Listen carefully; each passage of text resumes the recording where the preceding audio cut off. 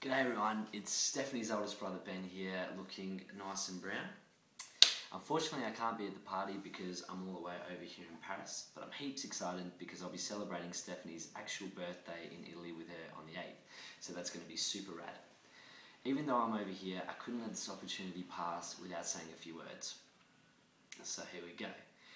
From early on in the piece, I remember that all Stephanie really wanted to do was just fit in. She always just wanted to be one of the boys and do whatever it is we were doing at the time. This was never an easy task though, with three brothers, and to be honest, we sure as hell didn't make it easy for her either. To Stephanie's credit though, she'd give it a red hot crack. I actually have a few stories here I'd like to share. So I remember as kids growing up, we had this one game called Captain Harry Hook. Now, I'm not going to go into the details of the game, just for sheer fear of death from Stephanie when she gets over here. But I don't know, maybe if you ask her nicely enough, she might tell you how the game went down. But basically, it just involved her three brothers being really mean to her, and we'll leave it at that. I also remember another time I had my best mate in the world, Peter, over at my house, and this time we were getting renovations. So Peter and I had locked ourselves in one of the rooms. We put some tiles up against the door so no one could get in. And Stephanie was out on the other side. Now, I can't remember what we were doing in this room, but whatever we were doing, she wanted to be a part of it. She just really wanted to get in. So she's there just banging, banging, banging away at the door, wanted to get in. Obviously, Pete and I weren't letting her in. She's banging, banging, banging. And then all of a sudden, from out of nowhere, just everything went really quiet. So Pete and I thought it was a bit weird. We looked at each other and sort of, what's going on here? And a couple of seconds later, we just hear this big whine come from Stephanie, and I won't repeat what she said, but basically she wanted to get in that bad, she was banging away that hard, she saw it herself. So I think the point I'm trying to say is no matter how horrible these games were for her, or how mean we were to her, she'd play them anyway just to fit in and just to be a part of what we were doing. But in saying that, it's important to note here that growing up, Stephanie was always very bright and cheerful with a great sense of humour. She always brought a lot of positive energy with her everywhere she went and to everything she did, whether it was with her schoolwork, her ice skating, or her horse riding as a child. Nowadays she brings that same energy to her uni work and really in particular her journalism. Actually, speaking of that, making this video has just given me a whole newfound levels of appreciation of what she does, because let me tell you, this shit is hard, yo! Stephanie's always been a popular girl, with a great group of friends actually, that didn't necessarily always make the school years easy for her.